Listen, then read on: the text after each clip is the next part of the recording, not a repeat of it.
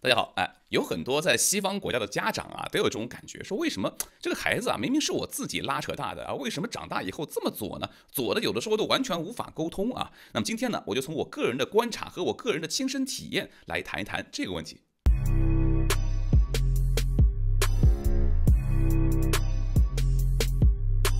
那这个问题呢比较复杂，你不要指望用一个答案来涵盖所有信息。今天我要说的呢，就是从小朋友从小看的卡通片啊、动画片啊、书本啊这些就是文学作品角度啊去入手，去看为什么很多在西方长大的小孩子，他长大以后会很容易接受这个极左的想法。但是在说这个以前呢，还是要强调一句啊，以前我一直在讲，有一句话嘛，叫30岁以前你不是左派，你就没有良心；30岁以后你还是左派，那你就没有脑子啊。这话不绝对，不管是这个30岁啊，还是良心啊、脑子啊，这个都不绝对啊。但是大概意思就讲呢，当你只有在你的生活呢阅历积累到一定程度的阅历之后啊，尤其是对于这个世界多样的看法积累到一定程度之后呢，你才会重新思考很多就是在以前你觉得想当然的问题。但是在那以前呢，人嘛总是对这个世界抱有一些幻想、一些美好的愿望，这是正常的。就换句话说呢，小孩子、年轻人天生就是偏向于左派的。乃至一些极左的想法的，这一点大家一定要理解啊！不要着急生气，说你怎么这么想的？你怎么？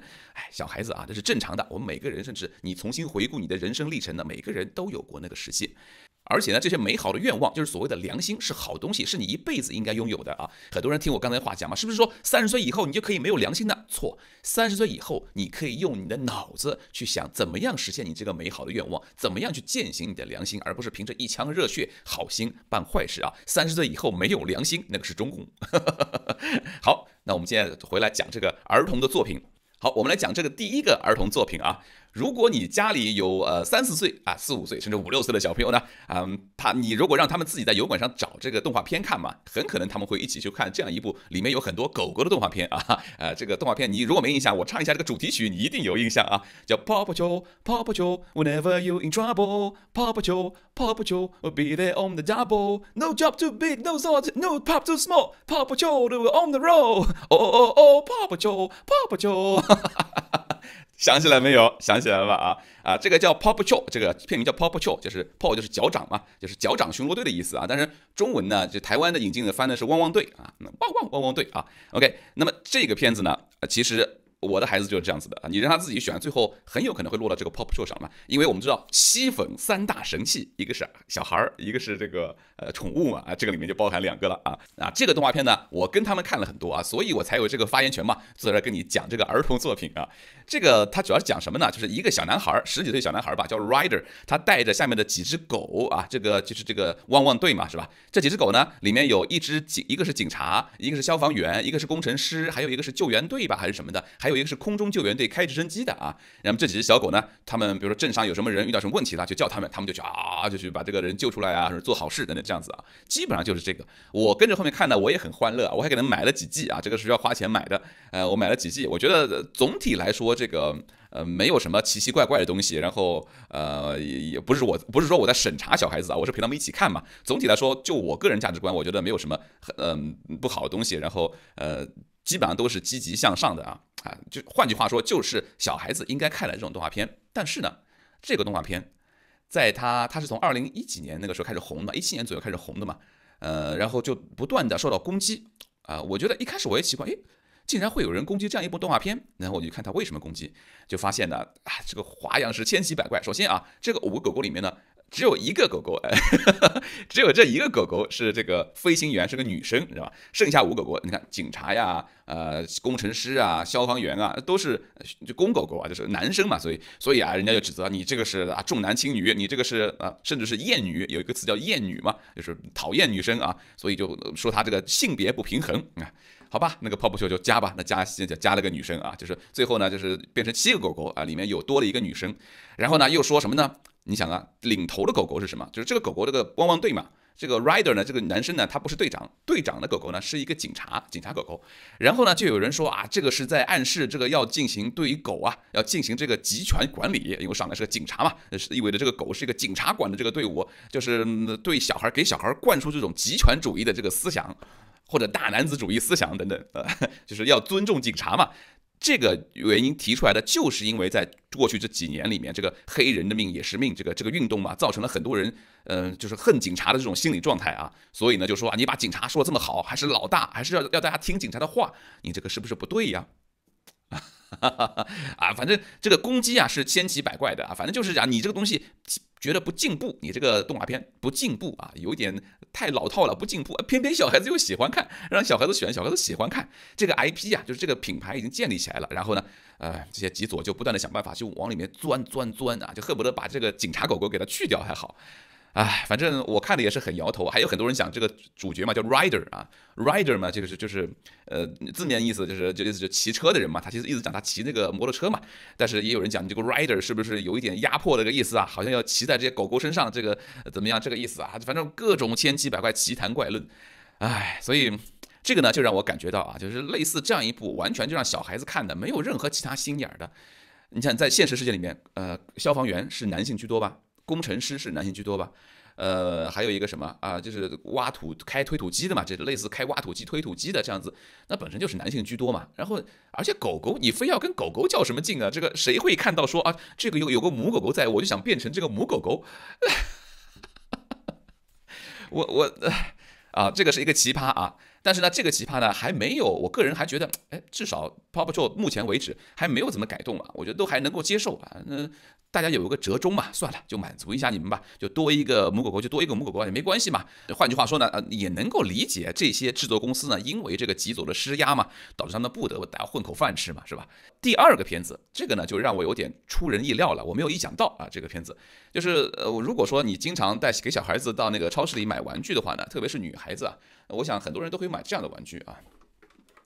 这个医疗包啊，里面放的这个是医疗用品啊，然后小孩子这个听诊器啊，然后让他可以去假装看医生啊，这个我们很多人小时候都玩嘛，是吧？假装让他看医生啊，这样子啊，然后培养这个小孩子，同时呢，也让小孩子不要畏惧这个上医院看医生这件事情。所以呢，这种东西嘛，就是我们应该很多人，哪怕男孩子，我觉得家里都会买的。但是呢，后来我就发现呢，这个东西它是一个产品系列，它是叫 McStuffins 啊，我不知道你看不看清楚啊，这儿写的叫 McStuffins。它是一个动画片，叫做 Doc McStuffins，就是一个叫做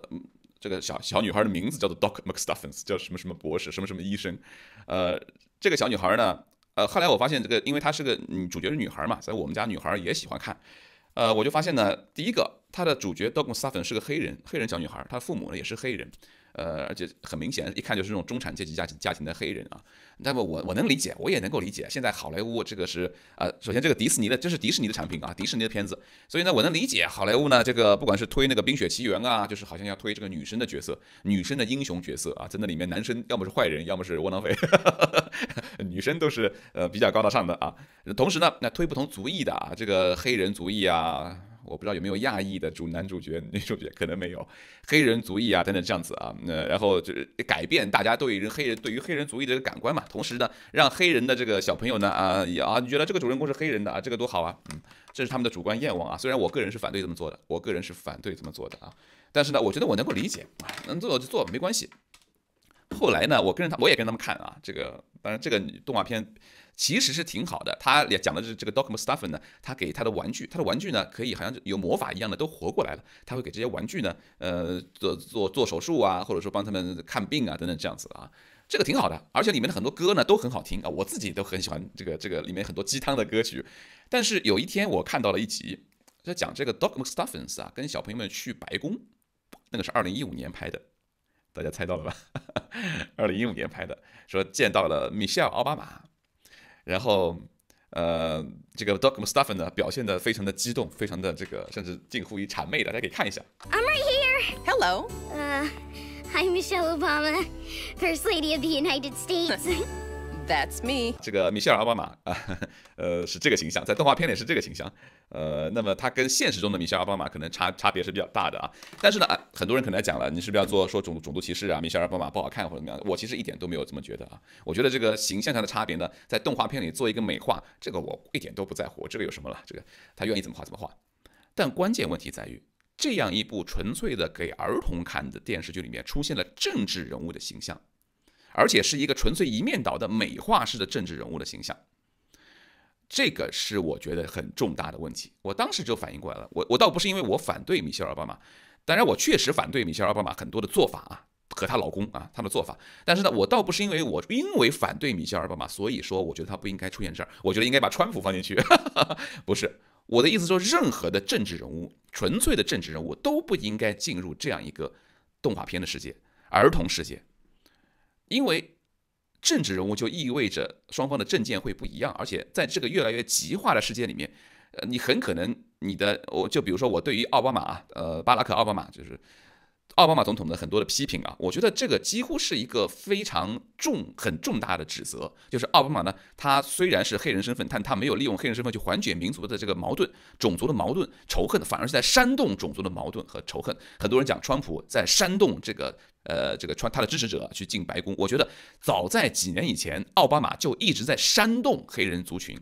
不管是仇恨警察也好，还是就是说觉得这个黑人受到系统性的种族歧视也好，奥巴马在这里面起到的作用是无可替代的。他明明可以站在一个公立的立场上啊，去把这种种族间的东西给它压下来，先去反省黑人社区为什么会贫穷，为什么会有犯罪率高这些问题，把这个放在台面上，用他这个黑人领袖的身份去把这些问题优先解决了。我们从中国出来的人都知道嘛，在这个儿童作品啊、儿童的这个材料啊、这个书本啊里面，强制植入各种各样的非常强势的意识形态的共产主义意识形态的，或者怎么样是民族主义的，或者是种族主义的意识形态的，或者强势植入这个领导人啊，习大大、毛泽东等等这样子的，这个我们都是深受其害的啊。我们如果没有小时候受了那些影响的话，可能很多人都会少很多这个莫名其妙的激愤，思想上会少走很多弯路的。所以我们都是这个受害者，所以我们都不希望，不管你是左派的还是右派的，我们都不希望呢这种露骨的纯意识形态宣传以这样的方式，以一个个人的方式进入到小朋友的这个作品里面去。而且我个人认为这种做法是非常恶毒的，因为你几乎没法去做什么事情去消除这样的影响力啊。因为小朋友嘛，特别3、4岁、4、5岁的时候是特别容易受影响的啊。你把这么一个可亲可爱、穿着花裙子的米歇尔·奥巴马，声音很温和的米歇尔·奥巴马放他面前，然后让这个小女孩啊，这个 Doc McStuffin 去跪舔他，然后就必然会给小朋友造成一个印象：米歇尔·奥巴马就等于正确，就等于光荣，就等于美好。尤其是解释一些在极左这个方面的时候呢，我们天生就会处于一个劣势，因为这个东西米歇尔·奥巴马已经深深的植入了他脑海里面。米歇尔·奥巴马是不太可能会错的，他甚至可能会比你的父母还要正确，对吧？这是一种可能性啊。我们都知道嘛，这个小时候很多人到现在为止，哪怕吃了文革的苦，哪怕吃了什么苦，还是坚持认为毛主席是伟大、光荣、正确的，是不能动的。为什么？你如果从小4、5岁都看着毛主席是怎么样，毛主席怎么样，捧着毛主席像，整天对毛主席万岁，你也会这样子的，换成你也会这样子的。我们把这个毛主席的形象换成米歇尔·奥巴马，这是一个道理呀。那换句话说，如果有人把什么川普的形象、把里根的形象、什么右派这些人的形象放到动画片里面去，我也会反对的，对吧？除非你放到这个南方公园这种动画片去，我没有意见。好，我们现在来讲这个第3个儿童作品啊，这个呢是让我觉得最心痛的，甚至比刚才那个还要心痛。为什么呢？因为这个是我小时候看的，而且我曾经还跟他有过一些缘分。然后现在呢，看到这个东西啊，它堕落到现在这个程度，让我觉得非常的，心都哇凉哇凉的哈。这个就是芝麻街。我小时候，大家小时候都看到这个玩偶剧嘛，芝麻街嘛，我也看啊，我也给我的孩子们他们看。但是孩子们似乎现在对于这个玩偶剧的这个兴趣啊，已经没有以前那么高了。而且呢，在芝麻街最早引进中国的时候，我曾经参与过当时的制作啊，甚至还差一点有可能是为芝麻街里面某个人物配音。所以呢，我对这个剧，因为当时我参与的制作，比如说我翻译剧本等等这样子，我对于这个剧呢是非常喜欢的，因为它的里面的对小孩子教的一些东西啊，第一个很实用，第二个完全就是非常清澈，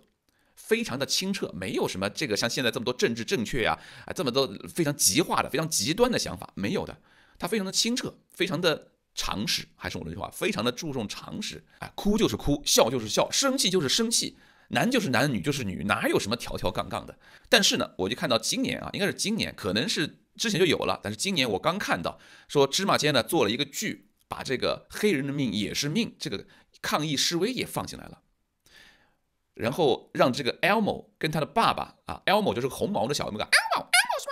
Elmo， 让 Elmo 跟他的爸爸在谈这个，就2个人就对着镜头。然后像神经病一样盯着镜头谈这个黑人的命也是命啊，说这是什么呀？这是示威，大家自己看。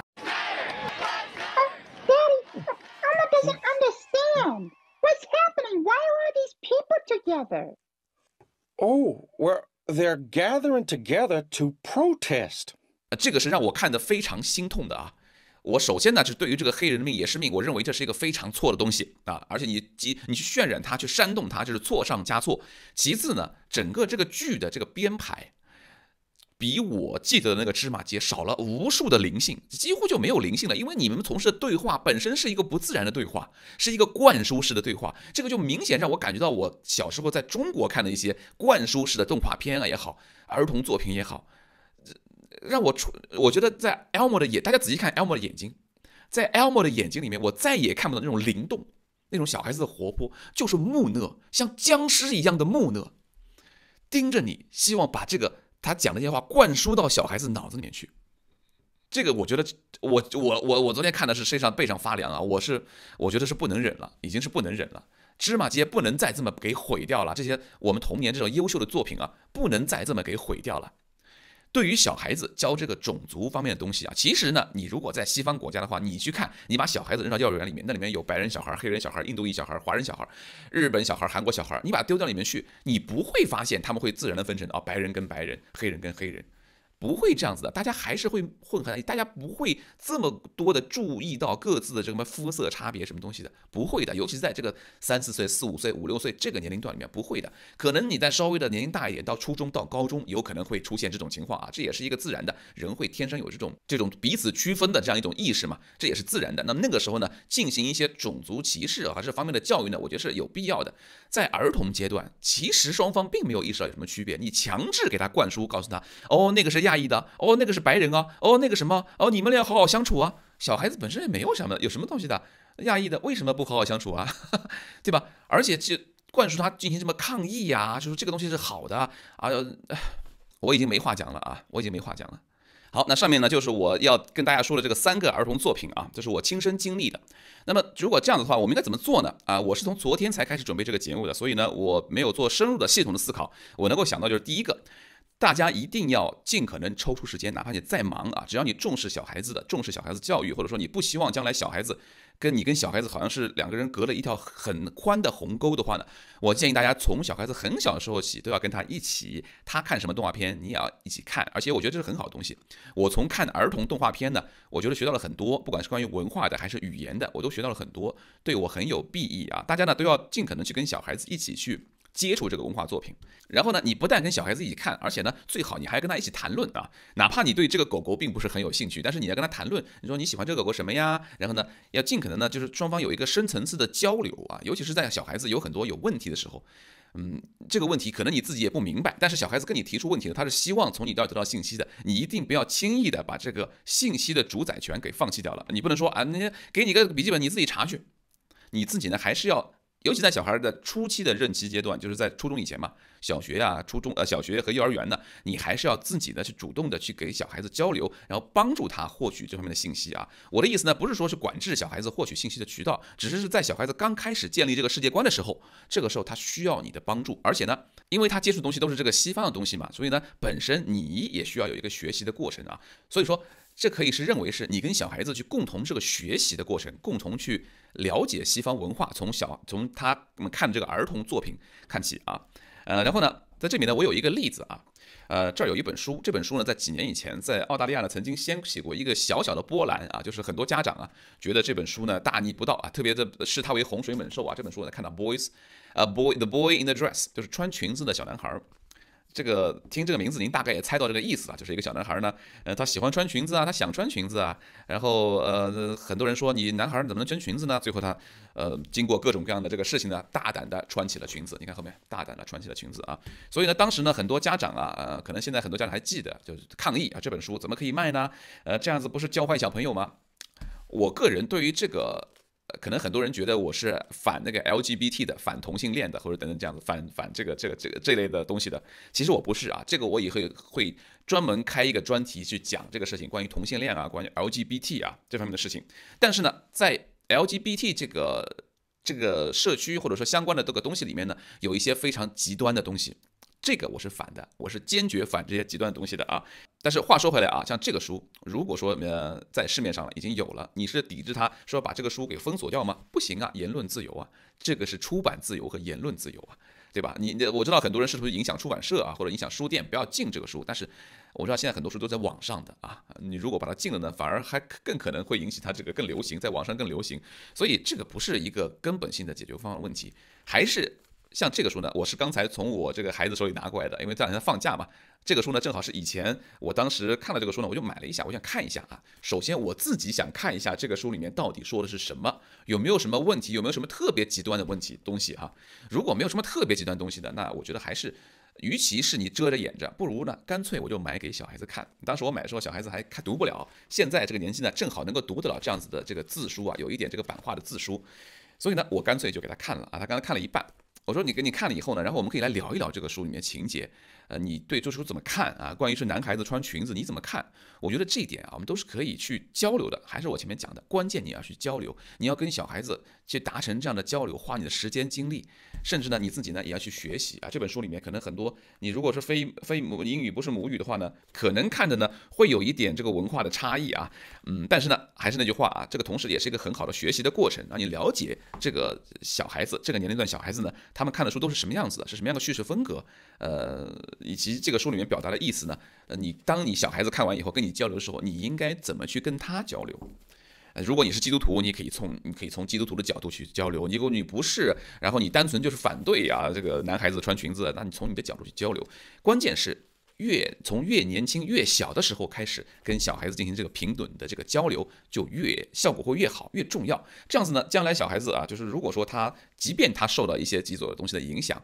他也会留一个心眼，说我爸爸不这么认为的，但我不觉得我爸爸是个偏执的人，是一个不讲道理的人。那么既然我爸爸是这么认为的，那么或许他是有一定道理的，那么他心里会多少会留这样一个余地啊。那么不管是说你不跟小孩交流啊，小孩反正我爸爸也不跟我说什么东西，那我就相信老师，相信书本，相信别的渠道了吧，对吧？那这种情况肯定不行嘛，你很早你就放弃掉了作为你一个信息或者知识权威的这样的角色啊，这是不好的。或者呢，你就非常的强硬，非常你别看这个书，这个是大毒草，这个什么真的胡说八道。那小孩那边不 make sense。他也会想啊，我爸爸就只会说胡说八道，只会说他说不出什么道来，他都不知道讲的是什么，他就是胡说八道，是吧？那你才是胡说八道的，对吧？这是很顺理成章的一个思维方式嘛。那这两种呢，都是需要加以避免的。所以呢，我觉得最重要的是从很小的时候就需要去跟小孩共同学习，共同去交流，共同去理解这个世界，尤其是现在这个两极分化的世界啊。或许呢，在这个过程里面啊。不但是小孩，你能帮助小孩更好的找到一条这个思想发展的脉络呢，你自己的有些思想啊也会有所转变。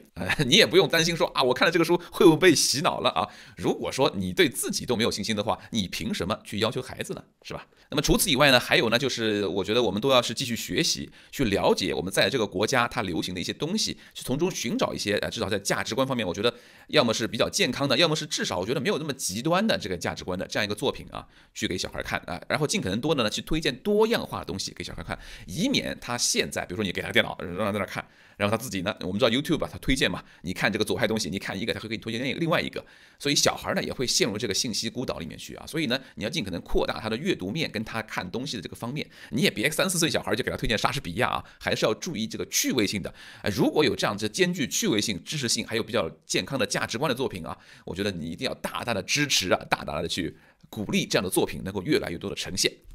同时呢，我知道在澳大利亚有很多这个组织嘛，尤其是一些跟基督教有关的组织呢，他会去做这方面的警察啊，就是看这个市面上有没有什么在他们看来不是很好的这样一个作品呢。我觉得呢，这个他们有一个会起到一个就 watchdog 看门狗的作用啊，但是呢，未必他们反对的作品，就比如说他们反对这个作品出版嘛，我不反对这个作品出版啊，我就是出版自由。但是呢，他们会提醒我们很多家长说有这样的这个隐患那样的隐患啊，就包括之前在新州曾经公立学校推进的这个 Safe School 嘛，安全学校计划，那个其实就是极左的，把很多这个关于这个 LGBT 啊、这个性别啊这个方面的这个都极端的理论啊，就塞到了这个公立学校的教程里面去。后来呢，就是因为被这些以基督教为主的这样一个就家长组织嘛发现了，然后呢提出抗议，最后呢就成功的让他在这个新南威尔士州杜绝掉了这样一个 Safe School 的这样一个计划。极端的、比较极左的这样一个小孩的计划啊。关于这个事呢，我以后或许会专门做一期给大家聊一聊这个 Safe School 啊，整个这个事情它到底有害在什么地方啊？好，那今天就这样子啊，有什么话题呢？大家可以给我留言啊，我看是不是还可以再做另外一期啊。好，就这样，青山不改，绿水长流，下一次我们再见了。